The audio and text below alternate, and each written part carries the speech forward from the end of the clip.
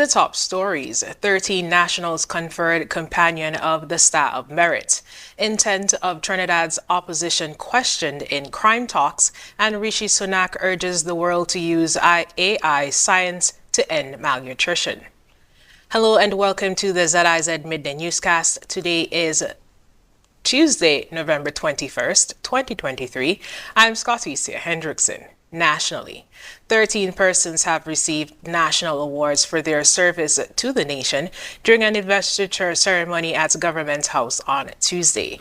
The honors for the Companion of the Star of Merit were presented to each person by Governor General Dame Marcella Liburd, GCMB JP, in the presence of government officials, family, friends, and well-wishers. In keeping with the National Honors Act, 13 citizens of St. Kitts and Nevis were recognized for their sterling contribution to nation building. The names were revealed during the 2023 National Heroes Day observance address by Prime Minister Honorable Dr. Terence Drew.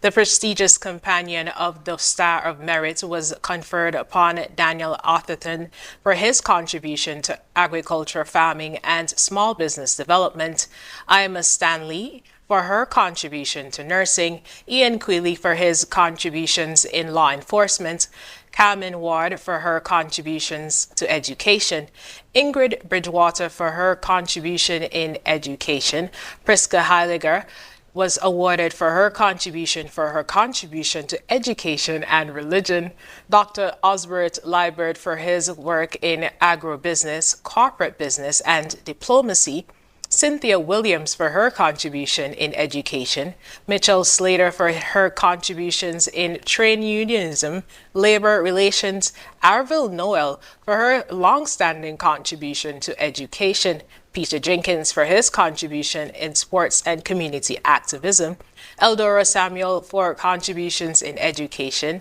and Ruby Taylor for her contributions to social security.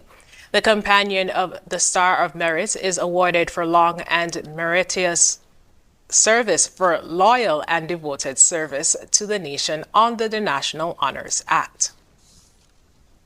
Persons who shed light on corrupt or other untoward acts, known as whistleblowers, now receive protection by law if it is determined that the information has merit.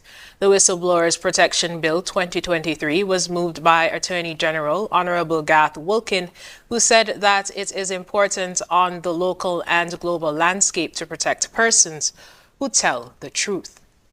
The Whistleblower Protection Bill 2023 stands as a testament to our commitment to creating an environment that fosters truth-telling without fear of reprisal. Truth-telling without fear of reprisal. It is a response to the realization that those who speak up against misconduct should not only be applauded for their bravery, but also shielded from potential harm. At its core, the Whistleblower Protection Bill seeks to establish a robust legal framework that encourages individuals to disclose information about acts of corruption in the public interest. Recognizing the invaluable role public servant whistleblowers play in safeguarding the interests of our Federation, the bill aims to extend legal immunity to these individuals in employment-related legal proceedings or sanctions. He outlined some of the protections of the bill. The provisions of the Whistleblower Protection Bill are designed to cover a wide spectrum of disclosures, ranging from criminal offenses to threats to health and safety, environmental risks, and acts of corruption. It sets out specific entities to which whistleblowers can disclose information, ensuring that the process is guided by the principles of accountability and transparency. Crucially, Madam Speaker, the bill delineates protected disclosures related to national security, allowing for a specialized procedure when matters involving the national security, defense, international relations, or environment of St. Kitts and Nevis are at stake. Meanwhile, Honorable Congress Maynard, while lending his support to the bill, spoke of the avenues persons can make reports. What the legislation seeks to do is to provide a channel through which you can report some level of wrongdoing that you suspect.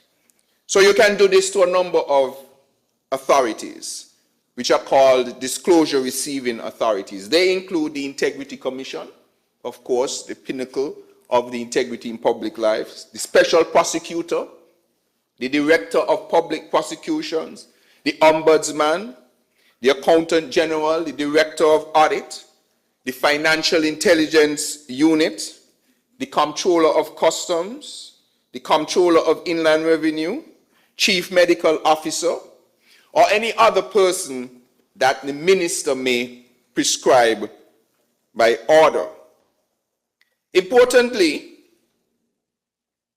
I must draw your attention to Section 4, which specifically deals with national security issues, because there may be critical information that you become aware of that really should be channeled to the chief minister or the prime minister of our country.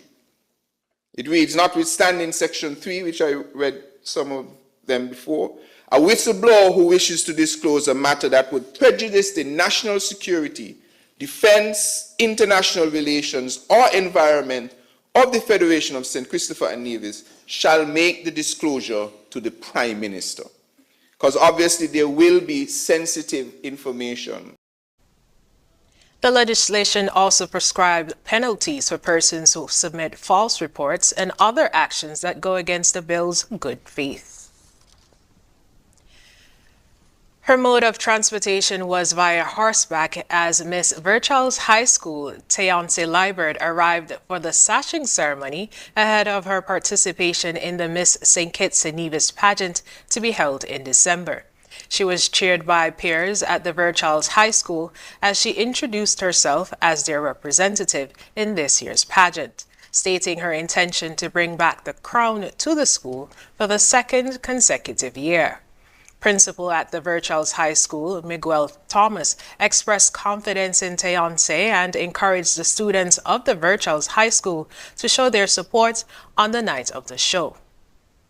Following the sashing, Tayonse joined her peers for a brief performance and Tayonse will be going up against Tayana Warner of the Washington Archibald High School, Sienna Johnson of the Clarence Fitzroy Bryant College, Sadler's Secondary School, Victoria Eloa, Avani Wyatt of the Immaculate Conception Catholic School, Destiny Huggins of the Charles E. Mills Secondary School, Shante Hendrickson of the Nevis Sixth Form College, and Caitlin Wilson of the Bastyr High School. The Republic Bank Miss Teen St. Kitts and Nevis pageant will be held on December 19th at the Warner Park Cricket Stadium. Regionally,